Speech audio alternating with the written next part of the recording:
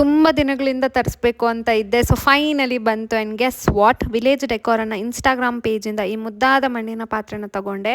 ಹೇಗೆ ಬರುತ್ತೋ ಏನೋ ಅಂದ್ಕೊಂಡಿದ್ದೆ, ಬಟ್ ಪ್ಯಾಕಿಂಗ್ ಮಾತ್ರ ಟಾಪ್ ನಾಚ್ ಅಂತಲೇ ಹೇಳ್ತೀನಿ. ನಾವು ಈಗಿರೋ ಮಾಡರ್ನ್ ಲೈಫ್ನಲ್ಲೂ ಹಳೆಯ ಸಂಪ್ರದಾಯಗಳನ್ನು ಮರೆಯದೇ ಇರೋದೇ ರಿಯಲ್ ಲಕ್ಸರಿ ಅಂತ ನಾನು ನಂಬ್ತೀನಿ. ಆ್ಯಂಡ್ ಈ ಪಾತ್ರೆನ ನೋಡಿದ ತಕ್ಷಣ ವರ್ತ್ ಎವ್ರಿ ಪೆನ್ನಿ ಅಂತಲೇ ಅನ್ನಿಸ್ತು. ಆ್ಯಂಡ್ ಮಣ್ಣಿನ ಪಾತ್ರೆನ ತಗೊಳ್ಳೋದು ಇಂಪಾರ್ಟೆಂಟ್ ಅಲ್ಲ, ಅದನ್ನು ಬಳಸೋದಕ್ಕಿಂತ ಮುಂದೆ ಕರೆಕ್ಟಾಗಿ ಸೀಸನಿಂಗ್ ಮಾಡೋದು ಅಷ್ಟೇ ಇಂಪಾರ್ಟೆಂಟ್ ಅಂತಲೇ ಹೇಳ್ತೀನಿ. ಸೊ ಪಾತ್ರೆ ನೀರಿನಲ್ಲಿ ಒಂದು 12 to 24 hours ಅಷ್ಟು ನೆನೆಸ್ಕೊಬೇಕು. ಸೊ ಇದನ್ನ ಮಾಡೋದ್ರಿಂದ ಕ್ರ್ಯಾಕ್ಸ್ ಅನ್ನೋದು ಅವಾಯ್ಡ್ ಆಗುತ್ತೆ.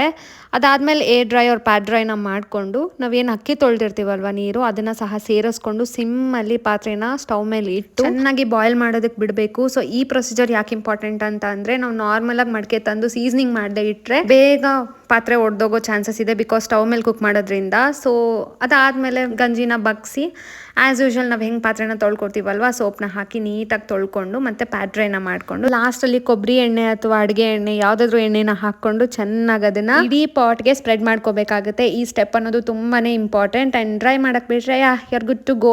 ಸೊ ಈ ಪ್ರೊಸೀಜರ್ನ ತಂದಿದ್ದು ಹೊಸದ್ರಲ್ಲಿ ಮಾಡಿದ್ರೆ ಸಾಕು. ಪ್ರತಿಯೊಂದ್ಸಲಿ ಅಡುಗೆ ಮಾಡಿ ಈ ಪ್ರೊಸೀಜರ್ನ ಫಾಲೋ ಮಾಡೋ ಅವಶ್ಯಕತೆ ಇಲ್ಲ. ಸೊ ನಾನು ಫಸ್ಟ್ ಟೈಮ್ ಟ್ರೈ ಮಾಡಿದ್ದು ಮಸೊಪ್ಪು ಸಾರು. ಆ ಒಗ್ಗರಣೆ ಹಾಕ್ತಿದ್ರೆ ಮನೆಯೆಲ್ಲ ಸ್ಮೆಲ್ ಬರ್ತಿತ್ತು, ಅಷ್ಟು ಸಕ್ಕದಾಗಿತ್ತು. And the smell and nostalgic feelings ಎಲ್ಲ ನನಗೆ ಅನ್ನಿಸ್ತಿತ್ತು. ಆ್ಯಂಡ್ ವಿಲೇಜ್ ಡೆಕೋರ್ನ ಈ ಮಡ್ ಪಾಟ್ ನಿಮಗೆ ಬೇಕು ಅಂತಂದರೆ ಕಾಮೆಂಟ್ ಸೆಕ್ಷನಲ್ಲಿ ತಿಳಿಸಿ. ಆ್ಯಂಡ್ ಅಲ್ಲಿ ಸೆಂಡ್ ಯು ದ ಲಿಂಕ್ ಅಂತ ಹೇಳ್ತಾ ಬಾಯ್.